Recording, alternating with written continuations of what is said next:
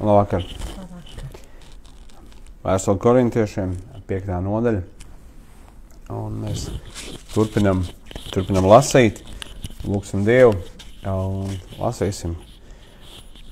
Tāpēc Tēvs, es Tev pateicos, Kungs, kad mēs atkal varam nākt Tev priekšā un lasīt Tev vārdu, mans Kungs. Paldies, Dievs, par rakstīto vārdu, paldies, Kungs, par cilvēkiem, Dievs, paldies par Gliku, kurš to tulkoja, Kungs, paldies par visiem, kas bija virs viņa, kas deva viņam šīs te pavēles un norādījumus, Kungs, tulkot Tavu vārdu, mums Dievs, paldies, kad manā zemē, manā valodā, Kungs, tik jau gadsimtiem ir Tavs vārds, mans Kungs, un es lūdzu, Dievs, runā uz mums savu vārdu, maini mūsu sirds un dzīves, Tēvs, un lai tas, kas ir pieejams, nekļūst vienkārši ikdienišs, Kungs, bet es lūdzu, Tēvs, ka joprojām vērtējam un turam to cieņā, ko Tu mums esi devis, Kungs, un Dievs, kā lasījām pagājušajā nedēļā, Kungs, ka nepaceļamies pāri tam, kas ir teikts un rakstīts, Tēvs, bet kad ņemam vērā Tavu vārdu un dzīvojam saskaņā ar to, mans Kungs, jo Tavs vārds saka, tā ir gaisma un mūsu ceļiem, Dievs, tā ir dzīvība visiem, kas to atrod, mans Kungs, es Tev pateicos par to un es lūdzu lieto mūsu šajā, Kungs, vakarā, lai nestu Tavu vārdu, lai pagodinātu Tavu vārdu, Kungs, lai cilvēku sirds un dzīves mainītos, Kungs. Jēzus vārdā. Amen. Amen. Skatos, ka šajā nodaļā ir 13 panti un parasti lasu baibu šoreiz. Par cik ir maz izlasīšu es.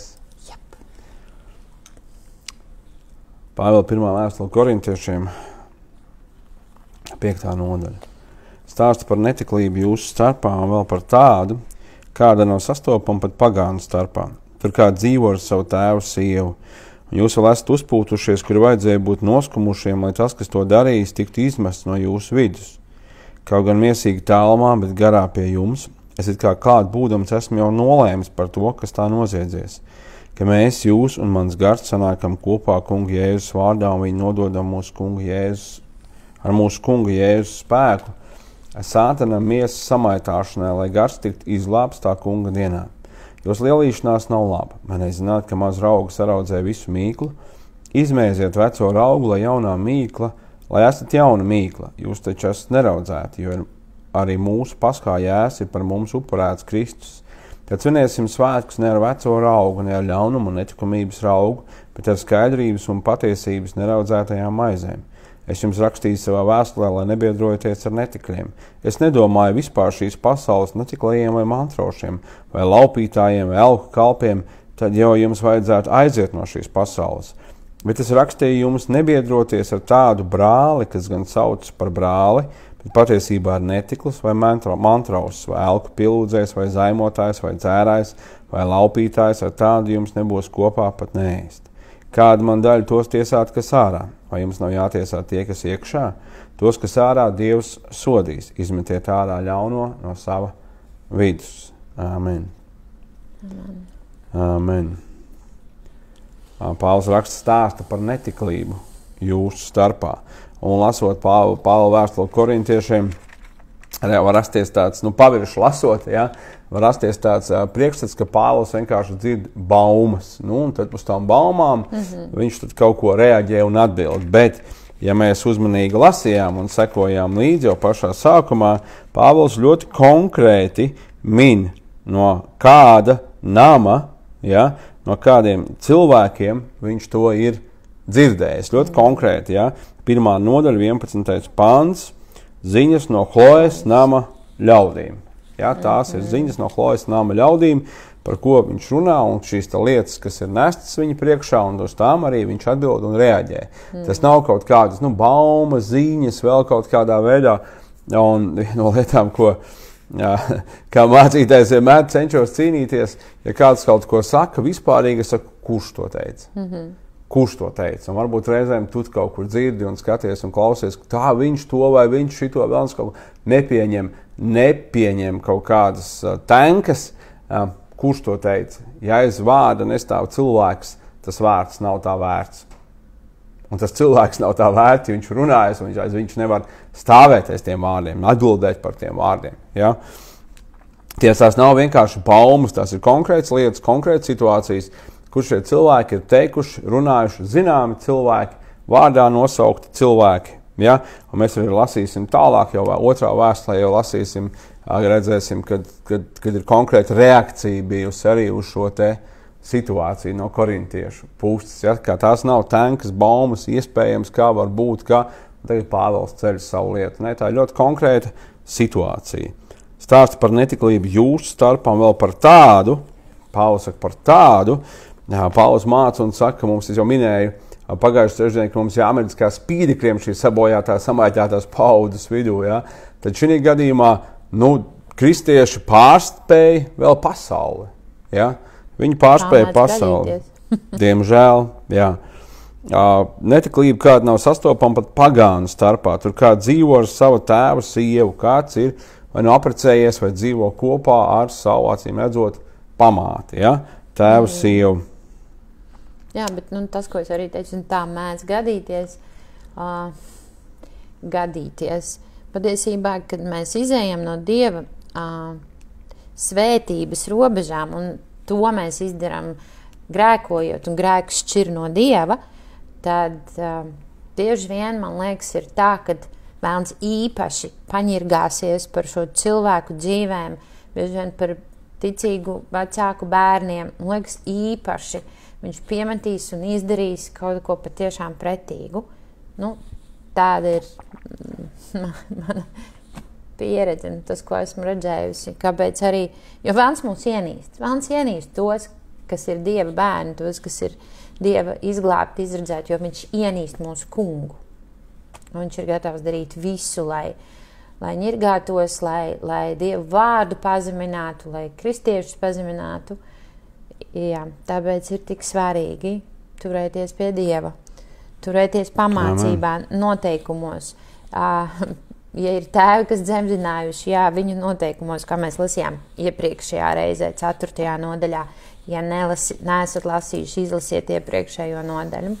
Un 5. nodaļa, kā jūs teicat, pagājušajā reizē, kad ir lietas, ko tu nevari izdarīt, nemaz, ir runa par draudzes disciplīnu. Un tā ir viena lieta, ko ļoti grūti mūsdienu pasaulē, mūsdienu kontekstā izdarīt un praktizēt vispār. Jo šī gadījumā, kas bieži vien notiek, ja, Pāvils šeit raksta, lai tas, kas to būtu darījis, tiktu izmest no jūsu vidus. Jā, pirms tam vēl, un jūs vēl esat uzpūtušies. Ja. Viņi tā kā lepojās ar to savu brīvību, vai viņi tur sacenšās, kurš tad gudrāks, kurš kuram seko, kurš vairāk atpazīstas kaut ko, kuram vairāk dāvanas, vēl kaut kādā veidā Pāvils saka, bet patiesībā jūsu vidū jūs pieļaujat, ja, ka tas notiek jūsu vidū, jūs pieļaujat. Un šeit viņš raksta, ka tas tiktu izmests no jūsu vidus. Un šī draudzes disciplinēšana, šī kārtība, Jēzus runā par šo kārtību. Viņš tur redz, ka tavs brālis grēko, ej un saki viņam. Ja tu redzi, ka viņš grēko, ej un saki viņam. Ja? Šī gadījumā, acīm redzot, neviens neko neteica. Un Pāvils par to ir, varētu teikt, zināmā mērā sašucis. Ja? Tas notiek jūsu vidū, jūs neko nesakat, jūs ar to atbalstat grēku. Ja? Bībele saka, ja viņš neklausa, Jēzus to mācīja Mateja evaņģēlijā, ja viņš neklausa, paņem vēl vienu līdzi un ej un saka vēl viņam. Ej un saka vēl viņam. Ja? Ja tad viņš neklausa caur to draudzes priekšā, viņš neklausa, tad uzskat viņu par muitnieku un grēcinieku. Ja? Tad šeit ir tā kārtība, ja? Lai tas tiktu izmests no jūsu vidus, izslēgt no draudzes. Un šī raksta vieta, es varētu teikt, runā par tādu zināmu piederību draudzē, jeb draudzes loceklību. Ja? Jo izmest no savas vidus tu jau vari tikai tad, kad kaut kur kāds pieder. Ja? Es teikšu, ja viņš ir sarakstos, viņu var izsvītrot.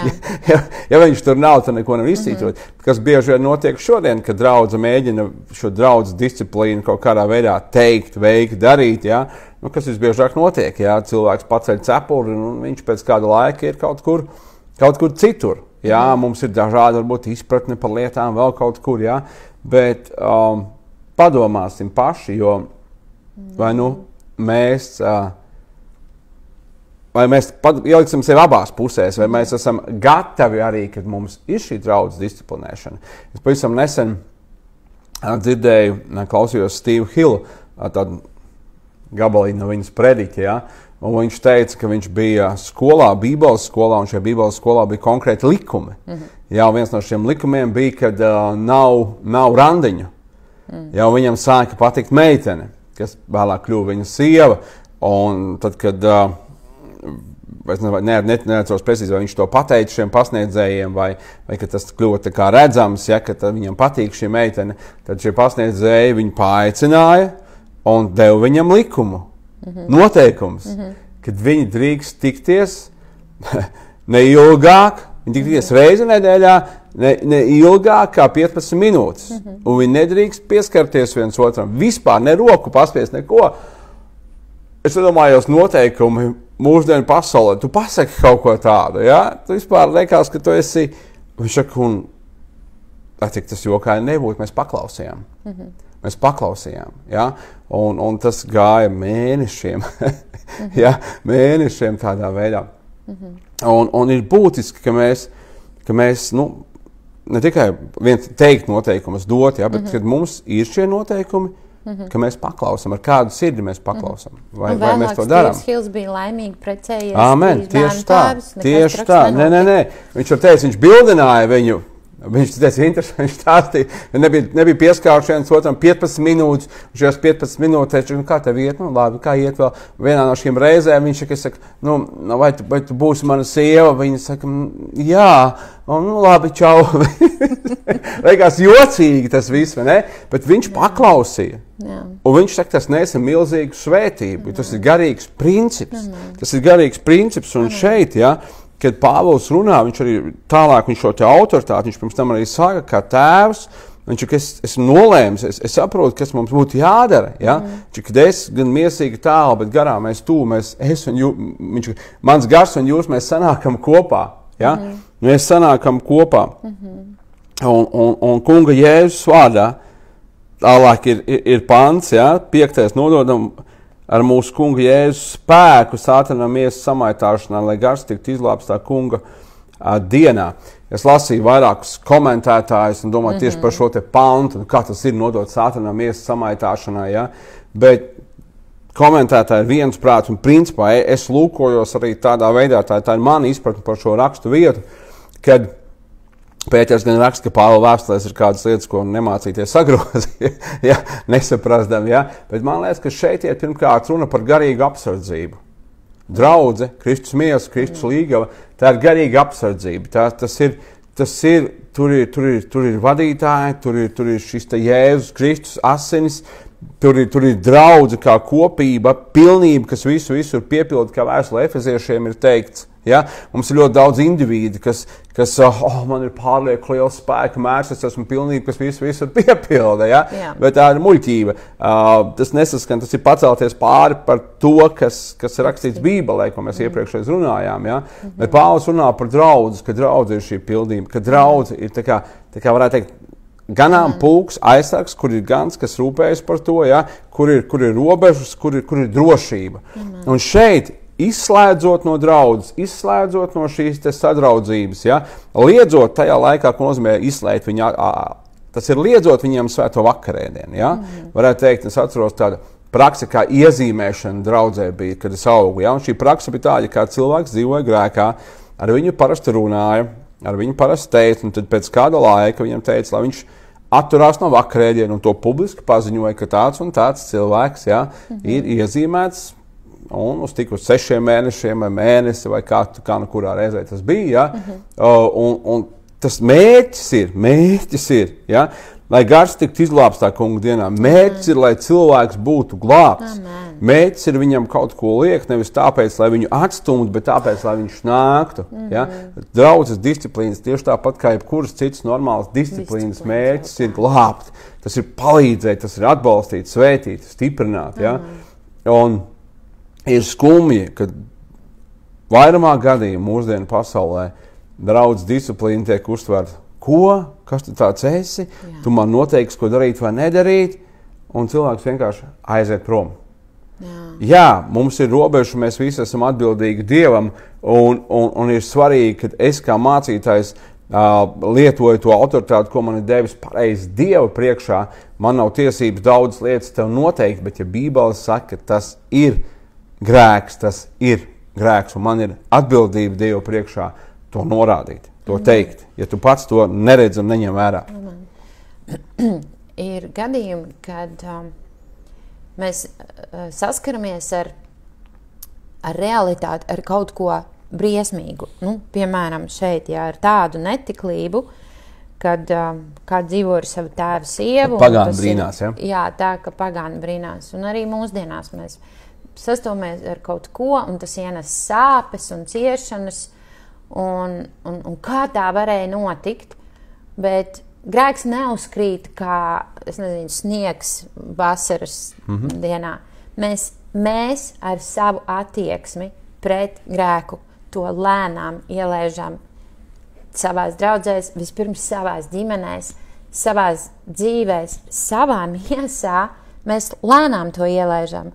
Un tās ir tādas mazas lietas, šodien mēs saskaramies ar kādām situācijām, kā tā varēja notikt. Un tad, es arī domāju par to, ka disciplinēšana vai to, ko mēs šeit lasām, tiek šodien uztverta par atstumšanu, nicināšanu, pāri darīšanu, bet tas ir, tā kā šeit bija teikts, lai izglābtu šo cilvēku. Un tāpat ik reiz, kad mēs nostājamies par kaut ko jau, vai stāvam par šiem noteikumiem, par šiem likumiem, piemēram, ja mēs neļaujam jauniešiem, nākt mājās, sapinos. Ja mēs ļaujam saviem jauniešiem nākt mājās, cikos viņi grib. Jo mēs nedrīkstam šodien, nevaram vairāk kaut kā bērniem neko noteikt. Ja mēs ļaujam jauniešiem dzīvot pirms laulībām kopā, tad pēc tam, ka mēs brīnamies, ka vēlam ir izdevies iekļūt tavā namā, tavā dzīvē, tavā ģimenē un darīt šausmīgas lietas, un tad mēs brīnamies, bet tāpēc, kad mazās lietās un visa pasaule šodien vaino draudzi, kad draudze ir nemīl un nepieņem, un tā nav. Tā nav. Tas, ko Dievs ir teicis, viņš ir teicis, un Dievs nemainīs savu svētumu, savus likumus, savu vārdu Dievs nemainīs. Ja ģimene, ja vecāki nostājās par kādām lietām, par kādiem likumiem, tad tas ir tevis labad. Tavi vecāki tevi ierobežo nevis ierobežošanas pēc, nevis tāpēc, ka viņi ir pret tevi, bet tāpēc, ka viņi ir pār tevi, tāpēc, ka viņiem no Dieva ir dota autoritāte, tāpēc, ka vadītājiem draudzes ir no Dieva dota autoritāte, un to atprasīs vecākiem, kā viņi ir audzinājuši, kā mēs esam audzinājuši bērnus, arī mazos bērnus. Mums ir no Dieva dota autoritāte viņus audzināt, savākt viņu emocijas, virzīt viņus pareizos ceļos, nevis ļaut viņiem izpausties un darīt visu, kas ienāk bērniņam prātā, jo tas būs bērniņam labi. Nē, tas bērniņam nebūs labi. Amen. Un tāpat arī draudzēs. Un tā ir autoritāte, par ko būs jāatbild tiem cilvēkiem, kam tā ir dota. Jā, un šeit Pāvils tieši draudzes kontekstā runājot, šīs tā lietas. Viņš vai nezina, ka maz raugu saraudzē visu mīklu. Amen.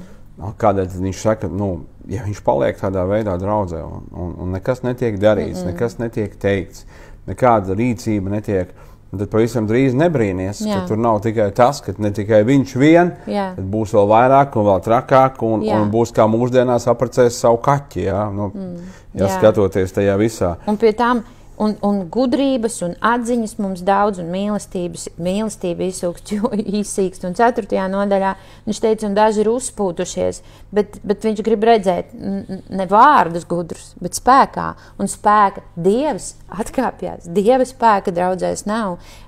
Pestīšana priekš bojā ejošās pasaules nav. Nē, nav, ja mēs vienkārši pieņem un sakam, viss ir labi. Nē, nav viss labi. Dievs tur nav ar to. Ir lietas, ar ko Dievs nav. Pestīšana, glābšana. Spurgeons ir teicis, kas ir jaunpiedzimšana, viņa vārdiem raksturojot, ko nozīmē pieņemt Kristu, kā mēs bieži vien sakam.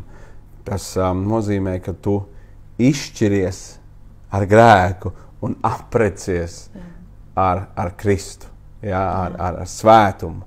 Un tas nozīmē atstāt grēku. Jeremija runā par to jau kā vecās derības pravietis, viņš runā mainīt visu dzīvesveidu, un 47. pāns saka, izmēziet veco raugu, lai esat jauna mīkla. Mēs lūkojamies grieķu kultūru, viņiem bija pilnīgi atšķirīgs viedoklis par cilvēka seksualitāti, nekā tas bija ebreju kultūrā. Viņiem bija šīs te prostitūtas, viņiem bija sievas, lai turpinātu dzimtu, un tad bija, lai divi veidi viņiem bija šīs. Tad bija prieka meitas un vēl bija tādas, tā kā, nezinu, mīļākās, vai kā mēs varētu nosaukt. Viņiem bija vienkārši izvirts dzīves veids gan vīriešiem, gan sievietēm. Ja? Bija prieka meitas un prieka zēni, mēs tā varētu viņas nosaukt. Neiet un tikai par homoseksualitāti, un arī par sievietēm, kas vienkārši to bija vergi, kas apmierināja sievietes. Ja? Un Pāvils šeit saka, tas ir kaut kas, no kā Dievs mūs ir atpircis, darījis brīvus, ir jāmainās tam dzīvesveidam, tāpēc viņš saka, izmet veco raugu, izmēs veco raugu, un kad mēs neizmēžam veco raugu, tad mēs aizējam daudz tālāk, jau kā Baiba sākumā teica, ja, ka šeit notiek pat lietas, ko pat pasaule brīnās, ka viņi to nevar saprast, kā tā var būt, ja, kad ar tēvu sievu tās notiek, ja. Jūs taču esat neraudzēti, jūs esat jauns radījums Jēzu Kristu, kas zadzas, lai vairs nezog, Bībele saka, ja, jo arī mūsu paskā jērs par mums ir upurēts Kristus. Kristus ir miris par mums. Mēs lasījām vēstuli romiešiem pirms kāda laika, tur runā par to, ka Pāvils saka 7. nodaļā, ka mēs bijām grēka vergi un mēs bijām pakļauti šim te grēka likumam, ka to, ko negribam, mēs darījām un ko gribam, to nevarējām izdarīt. Kristus ir miris par mums. Ja? Kristus miris par jums. Mums ir svarīgi to saprast un apzināties, ja? Kā Pāvils raksta vēstulē Galietiešiem, ka brīvībai viņš mums ir aicinājis atpircis, bet ne tādai, kas dod vaļu mūsu miesai. Jā, tad svinēsim svētkus ne ar veco raugu.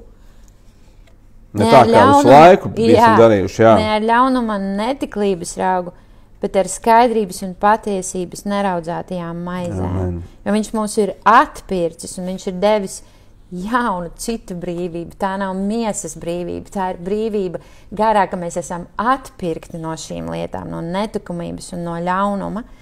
Amen. Es jums rakstīju savā vēstulē, lai nebiedrojieties ar netikļiem, un es nedomāju vispār ar šīs pasaules netiklējiem vai mantraušiem, vai laupītājiem, vai elku kalpiem. Tad, ja jums vajadzētu aiziet no šīs pasaules. Tā ir viena no lietām, kas reizēm draudzē ir. Es zinu vairākas tādas grupas, viņas ir tik ļoti nošķirtas no pasaules, ka viņi arī mūku kustība patiesībā radās, zināmā mērā kā protests pret esošo kārtību baznīcā, bet arī kā vēlme nošķirties no visa, prom no visa. Ir kāda baznīca, kur cilvēki gribēdam būt svēti, nošķīrās no visa alā, viņas tur baroja mazliet maizes, un tādā veidā domājam būt svēti. Atcerieties, Jēzus lūdzu, Tēvs, es nelūdzu, lai viņus paņemtu no pasaules, bet pasargātu pasaulē. Atcerieties, ka Jēzus sauc par muitnieku un grēcinieku draugu, bet nekad viņš nebija draugs grēkam, un nekad viņš netolerēja grēku, kā tādu, kad mēs skatāmies. Ja? Un šajā pasaulē viņš gāja, un visur, kur viņš gāja, viņš iegāja caķēņa namā un glābšanu šim namam. Ja? Viņš sastopās ar prostitūtu, un kas notiek, iziet ļauni gari, un šī sieviete ir brīva. Atved pie viņa laulības pārkāpšanā pieķert sievieti, viņš tikai negrēko vairs. Ja? Bet kas notiek, ja mēs tolerējam grēku savā vidū, pavisam drīz mēs kļūstam līdzīgi tam. Ja mēs kļūstam līdzīgi tam, es reizē dzirdēju kādu sprediķi par Jēkabu, kā viņš ieguva savu ganāmpulku, ja, kad viņš tur lika, kad Jāri nāca dzert, kad avis nāca dzert, ka viņš lika šīs kokus nomizotos. Ja? Un viņš skatījās uz tiem un atnesās raibi un lāsaini tie Jāri. Uz ko mēs skatāmies, mēs kļūstam līdzīgi. Bībele saka, mēs atvērtām sejām, atklātām sejām, spoguļojamies Kristus godībā, tiekam pārvērst viņa līdzībā. Un kad mēs spoguļojamies šīs pasaules lietās, tad viņš izmēziet to ārā. Kristus ir par jums miris, ja? Mēs kļūstam līdzīgi šai pasaulē. Visu laiku, kad mēs lūkojamies uz to, mēs kļūstam līdzīgi tam. Mēs esam izrauti no tumsas vairs, mēs esam izrauti no šīm lietām. Mēs esam kļuvuši par Dievu taisnību, lai iežēlotos par šiem cilvēkiem, lai redzētu šīs sāpes, ne lai tiesātu ārā tos, kas ir tādi un tā dzīvo.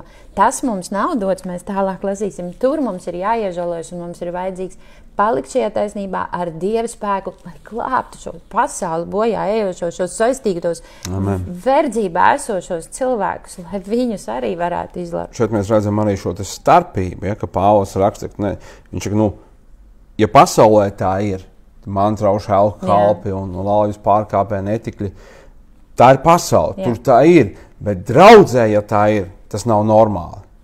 Ir jābūt dzīves izmaiņai.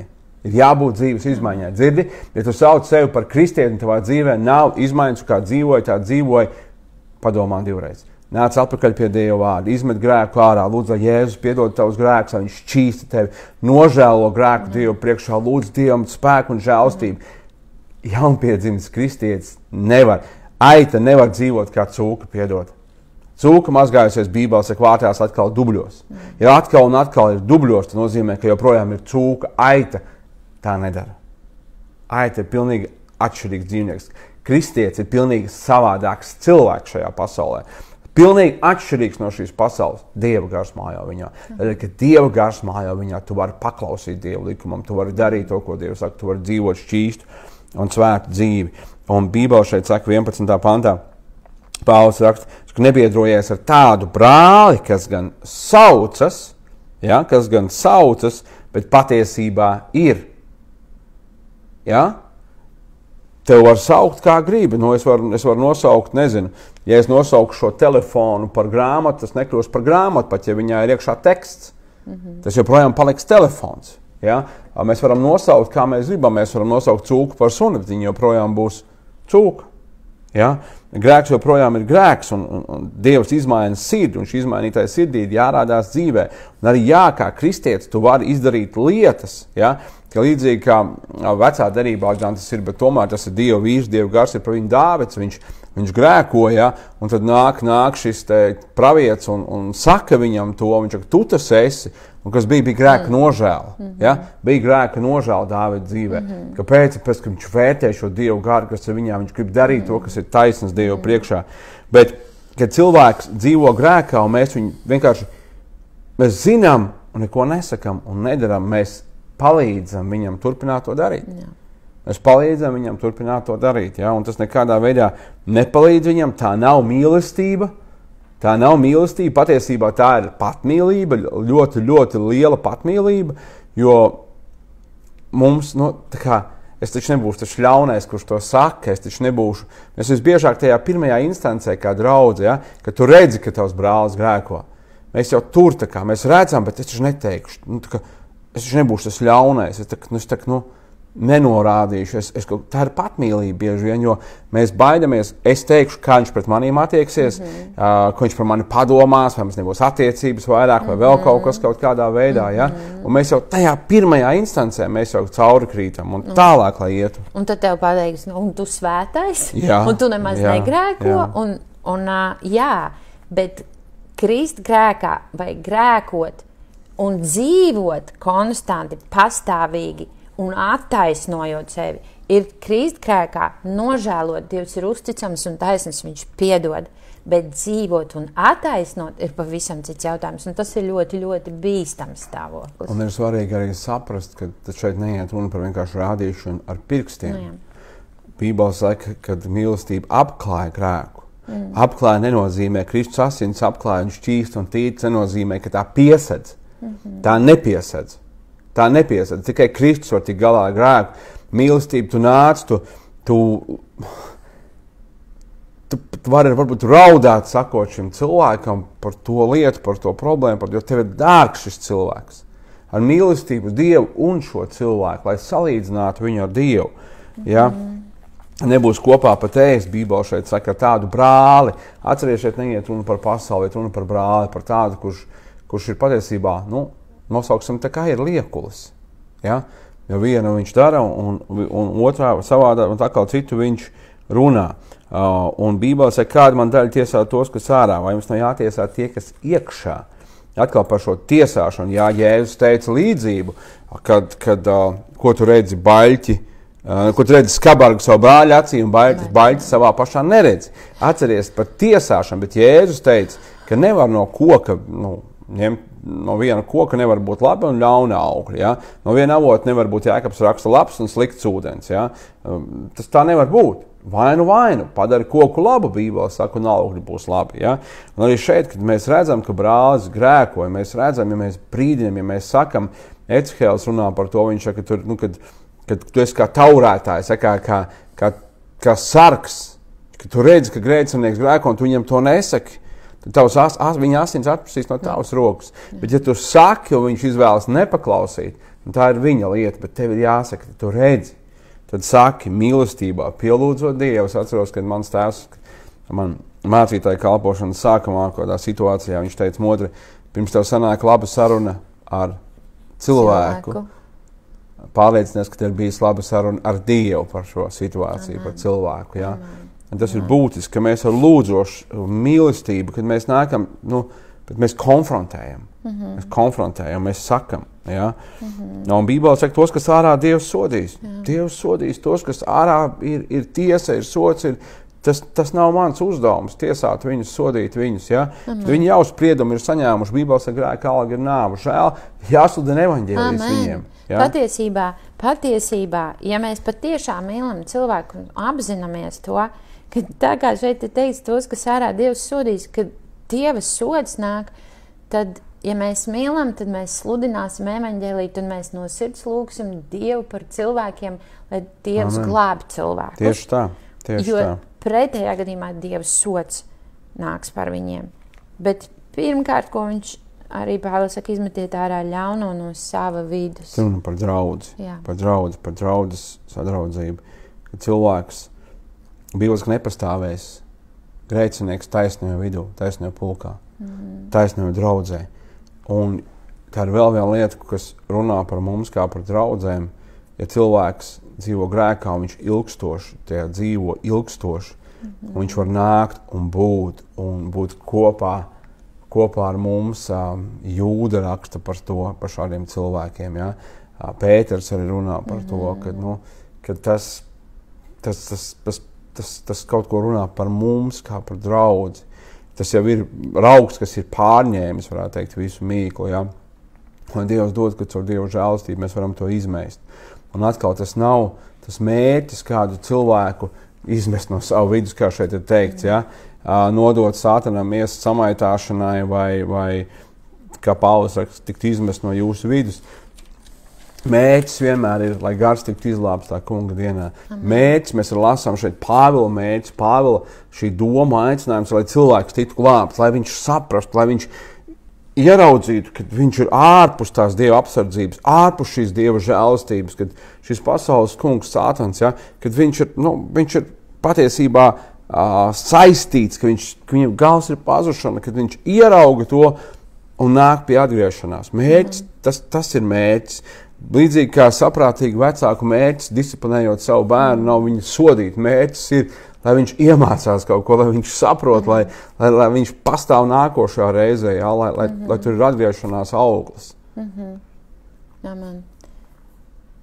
Ir grēks, un mums ir glābējs no grēka. Amen. No grēka važām, no grēka varas mums ir glābējs. Nav vajadzīgs glābējs, ja nav grēka. Ja mēs atzīstam un runājam par grēku un atklājam to, ir glābējs. Tas nav, lai norādītu, pazemotu un atstātu. Dievs to saslēdza visu grēka bauslībā, lai nāktu mūs no tā atbrīvot. Un mēs nepietiekami, mēs nemīlam Dievu, ja mēs neienīstam to, ko ienīda Dievs. Kas lika, ko pēc viņam vajadzēja nomirt pie krusta. Dievs ienīst grēku. Grēku, kas sabojā to, ko Dievs visvairāk mīl.